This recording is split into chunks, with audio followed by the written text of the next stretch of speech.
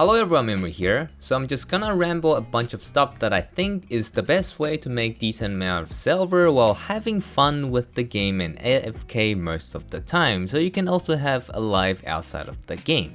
Now, some of these things are probably not newbie friendly because they do require quite a bit of setup, but it will be a good goal to work towards. I'll count everything in terms of silver per month since some of them won't give you silver short term. And also, I'll be including the rough active playtime and passive just be around the computer playtime to kinda let you know the rough amount of work that is required. Now, I know many of these are probably common knowledge for veteran players, but maybe there will be a thing or two that you can take away from this video because I'm probably the first one who uses a janky ass pie graph skill that I learned from school to talk about passive income for Black Desert. And as always, this is just my personal opinion, so just take what you need and go nuts with it. I'll be placing heavy emphasis on being flexible and low effort, which means with just a little bit more effort, you will earn quite a bit more than what I do. I won't be going through most of them in too much detail, but you should find all the detailed guides to all of these fairly easily, so let's get started. First of all, Imperial Cooking or Alchemy, the Guru boxes. This usually takes me around 20 minutes to pack. I'm at Guru 1 and I make 20k silver per box from buying the materials straight from the market and turn them into boxes. I can exchange 182 boxes per day, which is 5,460 boxes per month, and that is about 1.09 billion silver per month profit. On top of that, every box gives you 1 cooking seal. 10,000 seal gives you Manos cooking cloth that sells for 127 mil after tax, which means I get about 60 million silver per month from those seals, which makes the total silver counts to 1.15 billion doing Guru cooking boxes. I'm not exactly sure about the alchemy boxes, but from my memory, if you do it the lazy way like me, cooking makes a bit more, but if you make all the materials yourself, alchemy is a bit more profitable instead. Next one is Red Battlefield. I'd say this is the fun one on the list, but it is also one of the less profitable one. Anyways, after some tedious calculation, you get about 7 million per game on average.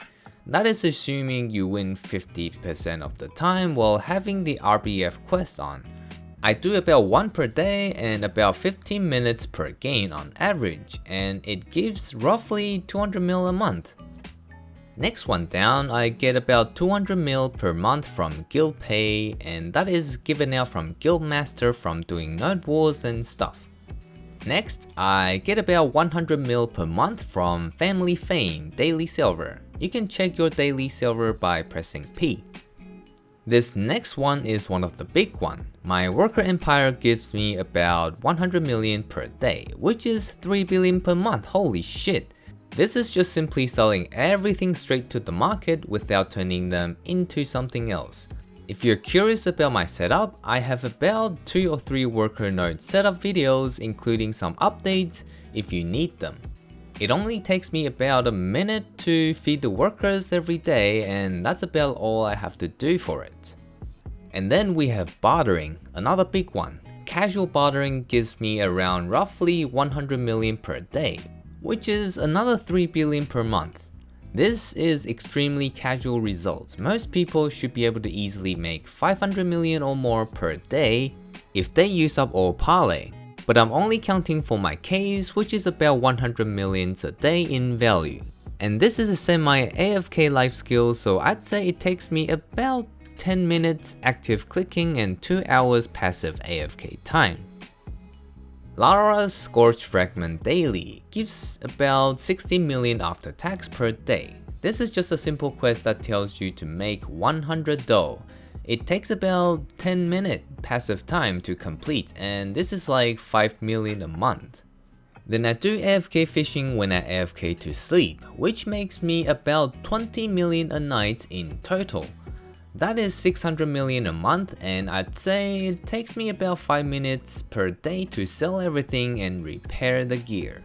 I usually sell them to Imperial vendors, and yes, it does give me seals, but I usually don't get much of them fishing at Velia Beach because it is an exhausted fishing spot, so I didn't include that in the calculation.